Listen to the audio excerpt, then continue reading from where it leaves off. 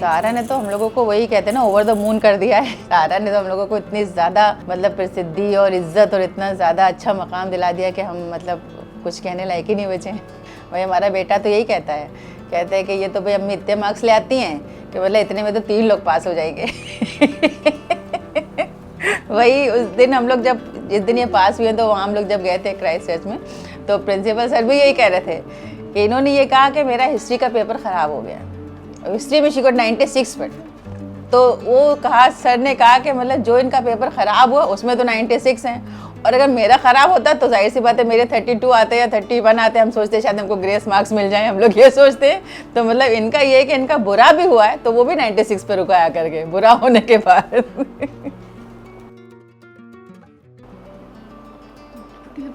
इनका ये था कि ये अपना बस प्रार्थना करी थी कि मेरे 95% 10th में आए थे, तो अब मुझे इससे ज़्यादा चाहिए।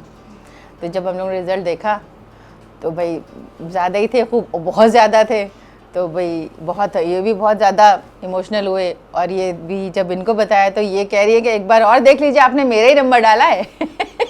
किसी और के मार्क्स तो नहीं है। लेकिन वाकई में वो जो उस वक़्त जो हम लोगों की फीलिंग्स थी वो तो हम लोग बयां ही नहीं कर सकते। वाकई में वो एकदम स्पीचलेस हो रहे थे। बस ये थोड़ी देर के लिए रुक गया था कि हाँ ये क्या हुआ है, फिर बाद में जब शुरू हुआ तब लगा हाँ भाई बहुत कुछ हो गया है ये तो। क्योंकि इसका ये है कि इसको ये लगता है कि जैसे लोग बहुत से आते हैं तो वो कहते हैं कि मतलब हम कुछ हेल्प करें या कुछ, तो इसका मानना ये है कि हम ये चाहते हैं कि हम इस लायक बन जाएं कि हम अपनी हेल्प खुद कर लें। ये मतलब पेन ड्राइव भी लगा लेती है, ये अपना लैपटॉप भी खुद अपना कर लेती है, सारे काम भी खुद करती है, इसमें कोई ज़रूरत ही नहीं किसी और को, ये अपना सब अरेंज कर लेती है हर चीज़।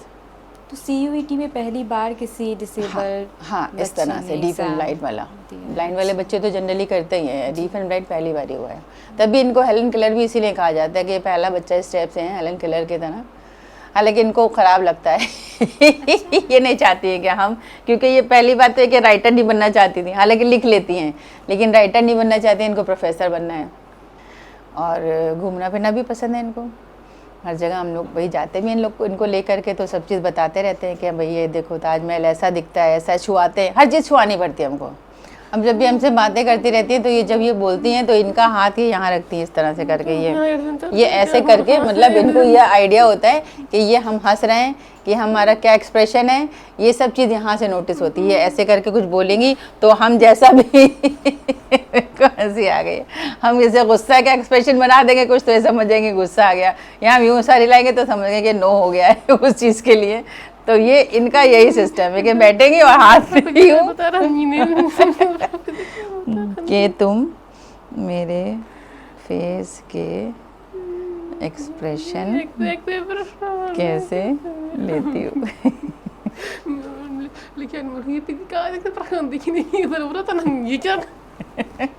पी का एक्सप्रेशन देखने की जरूरत नहीं, वो ऐसे ही पता चल जाता है। अब आगे तो पापा ही बताएंगे क्या करते हैं।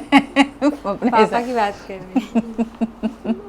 जब ने VRS लिया तो जो कोविड आ गया था तुरंत उसके बाद ही 2020 में लिया था, और कोविड में इनकी पढ़ाई जो थी ऑनलाइन होने लगी थी, तो इनके सारे लेक्चर जो थे वो टीचर जो थे वो वॉइस में आते थे। तो मेरे लिए और बड़ा चैलेंजिंग हुआ कि वॉइस को, चूँकि ये तो वॉइस समझ नहीं सकती हैं, इनके लिए टेक्स्ट में कन्वर्ट करना ज़रूरी है, तो वहाँ हमको voice to speech, speech to text ये हमको लगाना पड़ा। तो काफ़ी लेक्चर्स उनके हमने टेक्स्ट में कन्वर्ट करके इनको देते थे। तो एक तो वहाँ से, फिर उसके बाद इनकी जो ब्रेल बुक्स प्रिंट होती थी वो भी ख़त्म हो गया, तो हमको ही मतलब सब करना पड़ा। तो फिर हमने जो है वो कीबोर्ड डिवाइस परचेज़ की, उससे मैं स्कैन करता था पूरी बुक इनकी एक एक, और बुक को स्कैन करके उसको एडिट करना पड़ता था वर्ड में, फिर उसको TXT फॉर्म में कन्वर्ट करके इनको हम दे देते हैं, वो ये अपना SD कार्ड में सेव करके रख लेती हैं। तो इनकी पूरी पढ़ाई डिजिटली चलती है। जैसे लोग समझ नहीं पाते ना कि कैसे करती हैं, तो उसमें मेन चीज़ इनकी डिजिटल है। लोग सोचते हैं लिखती कैसे हैं, सुनती कैसे हैं, तो डिजिटली इनका सब चलता है जो भी है। और ये ऑर्बिट रीडर मतलब आप लोगों ने लिया है? हम लोग ने परचेज़ किया है। ये कितने में परचेज़ किया? ये शायद 36,000 का आता है ना। तो हमने पहले जब लिया एक, तो वो इनको बहुत अच्छा भाई हो गया, इनको लगा कि इनकी लाइफ हो गई वो, तो क्योंकि हमको भी मतलब इजी हुआ। फिर ये लगा कि उसमें लग जाती हैं तो काफ़ी देर उसमें अपने काम खुद करने लगी हैं, तब से इंडिपेंडेंट हो गए अलग तरह से ये। और उसके बाद फिर ये हुआ कि एग्ज़ाम जब होते हैं तो कभी कभी वो अटक जाता है, तो नहीं चल रहा है, वो नहीं चलेगा तो एग्ज़ाम दे नहीं पाएगी, कैसे देगी। फिर हम लोग ने उसको धीरे धीरे करके हम लोग ने 2 और ख़रीदे, सोचिए 3 हम लोग के पास हैं। तो फिर ये है कि ये जो एग्ज़ाम देने जाती हैं वो अलग रखती हैं, और जो अपना हर वक्त पढ़ना है इनको वो 2 अलग रखते हैं ये अपने लिए, इस तरह तब इनका चल पाता है। हम लोग बड़े परेशान थे, बीच में एडमिशन्स के लिए भी परेशान थे। फिर हम लोग क्राइस्ट चर्च कॉलेज जब गए तो वहाँ पर मिस्टर RK छत्री जो कि प्रिंसिपल थे उस टाइम पे, तो उन्होंने एक स्पेशल सेक्शन शुरू किया था और वहीं पे एक स्पेशल ट्यूटर रखे गए थे, सलमान अली काजी सर। तब वहाँ से इनको वहाँ पर एडमिशन मिल गया था। फिर तब वहीं से इनकी समझिए लाइफ का जो बेस इनको मिल गया वहाँ से। क्राइस्ट चर्च का मतलब बहुत इसमें योगदान है कि वहाँ बेस मेन ये था मेरा भी कि अगर बेस नहीं मिलेगा तो बच्चा को हम कितना भी पढ़ा लें, कुछ भी कर लें, हम कुछ नहीं कर पाएंगे। तो बहुत थैंक्स टू मतलब छत्री सर जी के वहाँ पर इसको बेस मिला। वहाँ से सलमान सर और इनका कोऑर्डिनेट बन गया था वहाँ से। फिर क्लास 3 तक इन्होंने अच्छे से किया, इनकी हियरिंग तब ठीक थी।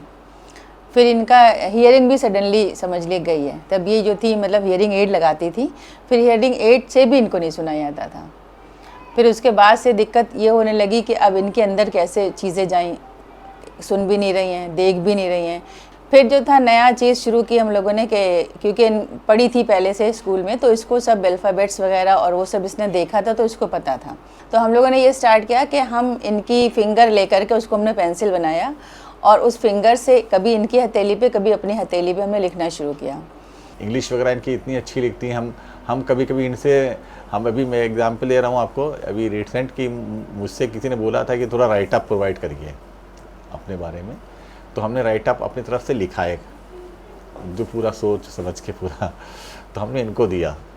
तो इन्होंने उसमें कहीं आपके राइट अप में ग्रामेटिकल मिस्टेक्स बहुत थी, और आपका चूँकि आप इंजीनियर हैं तो आपका स्टाइल इंजीनियरिंग वाला था और हम लिटरेचर पर्सन है तो हमारा स्टाइल लिटरेचर वाला है, इसलिए मैंने आपका स्टाइल चेंज नहीं किया है, ग्रामेटिकल मिस्टेक चेंज कर दी है।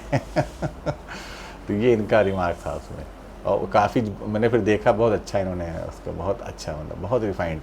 तो ये सब है इनके अंदर। ये सारा लिखती भी है क्या? हाँ लिखती हैं, राइटर हैं, और इनकी स्टोरीज़ जो हैं वो एक बेटीज़ वेबसाइट है वहाँ पे लंदन में है, UK में, तो उसमें वो ब्लाइंड पर्सन्स की वेबसाइट है, तो उसमें इनकी स्टोरी जो है रीड आउट की जा चुकी हैं। और एक है fanfiction.net, उस पर ये लिखती हैं। तो उस पर ये जेन ऑस्टन की वो है नॉवेल प्राइड एंड प्रेजुडिस, उसका ये कुछ लिख रही हैं चैप्टर्स उस पर कुछ। 4 चैप्टर अपलोड कर चुकी हैं उस पर, कह रहे थे। लेकिन हम मतलब अक्सर देखते हैं कि जो बच्चों को मतलब डिसेबिलिटी होती है तो लोग उनको अलग तरह से एक तो समझते ही है और सोचते हैं कि अरे यार क्या हो गया, इस तरह का लोगों का एटीट्यूड सोचना होता है रहता है। तो आप ऐसी चीज़ें देखती हैं क्या कभी, और मतलब कैसा आप महसूस करती है कि उनको किस तरह से व्यवहार करना चाहिए लोगों को? हाँ, लोगों का तो देखिए वाकई में ये है कि हमारे पूरे इंडिया में मैं तो कहूँगी कि मतलब अवेयरनेस बिल्कुल भी नहीं है। अभी भी हम देखते हैं कि जैसे बहुत सारे इंटरव्यूज़ हुए, बहुत कुछ हुआ, मतलब इतनी जिहालत वाली सोच है लोगों की कि मैंने कुछ कमेंट्स पढ़े थे जो उसमें कह रहे जब बोल नहीं रही है, दिख नहीं रहा तो लिखा कैसे। अब आपको ये नहीं पता कि ब्रेल लिपि भी कोई चीज़ होती है, उससे लिखा जाता है भाई। तो वो सब इग्नोर करते हैं चीज़ें, हम हर चीज़ इग्नोर करके हमने ये सोचा हमको अपने और इसके बारे में सोचना है। हमें ये सोचना ही कि नहीं है कि इधर उधर क्या हो रहा है मेरे, मेरा घर भी ऐसा ही रहता है कि हमें बंद, हमसे नहीं मतलब है बाहर की दुनिया से। हमें अपने बच्चे के बारे में सोचना है क्योंकि इसके बारे में हम ही को सोचना है, इसके बारे में कोई अलग से नहीं सोचेगा। और हम सोचते हैं कि जब तक हम हैं इस दुनिया में हम उसको इस लायक बना के जाएं कि हम जब चले जाएं तो उसको तकलीफ़ ना हो कि हम अकेले हैं। क्यों अकेले हो तुम, अल्लाह पाक तुम्हारे साथ है और तुम हर वो चीज़ करो जो तुम कर सकती हो। ऐसा नहीं है कि नहीं कर सकते हैं। तो हम इनको मतलब नॉर्मली ट्रीट करते हैं कि हाँ हमें इनको पूरा एक सही रखना है, कुछ अलग नहीं है इनमें। पिटाई भी कर देते हैं कभी कभी इनकी धीरे से। अब बहुत फील भी करती हैं अगर तब कभी हम यूँ हल्के से कर दे, जोर से लग गया आपने हमको मारा था, अब हम समझ गए। तो इनको और क्या क्या पसंद है करने में? इनको जो है अब तो थोड़ा इन्होंने कम कर दिया, वरना ये गुड़ियों से बहुत खेलती थी। इनके पास हर तरह की गुड़िया है और किचन सेट्स हैं, कई तरह के खिलौनों से खूब खेलती थी बहुत ज़्यादा। जब भी मार्केट जाओ लेके कि हाँ लेना तो वो लेके अपना चली आती थी। पप्पा इनके बड़े वो बहुत इनको चाहते हैं, उनको लेके जाते थे, कहते थे बेटा जिस चीज़ पे हाथ रख दोगी वो तुम्हें हम दिला देंगे, वो दिला के चले आते थे लेकर के। फिर अब इनके शौक़ थोड़े चेंज हुए, जब बड़ी हुई तो इन्होंने चेस खेलना शुरू किया और कैरम भी हम लोग खेल लेते हैं अक्सर। और उसके बाद जो है क्रिकेट का इनको बहुत शौक़ है, तो ये क्रिकेट की सारी टीम्स के नाम इनको पता है, IPL के एक एक खिलाड़ी का नाम पता है, कौन किस टीम में ये इनको पता है। हमको नहीं पता है इतना, इनको लेकिन पूरा पता है क्योंकि ये हैं उसमें लगी हुई, तो इनको रहता है ये चीज़। अब इन्होंने देखिए अभी 98.75% स्कोर किया। आप ये समझिए कि यूपी बोर्ड में जो नॉर्मल बच्चा टॉपर है उसका 97 पॉइंट समथिंग है, इनसे कम है। लेकिन अभी तक इनको कोई भी अवार्ड या कुछ अभी गवर्नमेंट की तरफ से कुछ नहीं मिला है, इनको कुछ भी नहीं मिला कहीं से, even not a word of appreciation. क्यों? क्योंकि अथॉरिटीज़ ये समझती हैं कि she is disabled, she is other, us and other, मतलब इस टाइप की चीज़ हो जाती है कि वो डिसेबल्ड पर्सन अलग हो गया, उसका अलग होगा हिसाब किताब। तो ये चीज़ जब तक के जब हालांकि इनका एग्ज़ाम एक ही सा हुआ है, भाई सेम पेपर देती हैं, तो क्यों मतलब ऐसा होता है। अब जैसे हम लोग आज इनका 98.75% स्कोर करने के बाद भी, इतना सब कुछ दिखाने के बाद भी आज हम वहीं खड़े हैं जहां 2014 में खड़े थे। क्यों? क्योंकि जब हम इनके साथ ये हादसा पेश आया था जब ऐसा, तो तब भी हम हर जगह एडमिशन के लिए परेशान थे, आज भी हम वहीं खड़े हैं।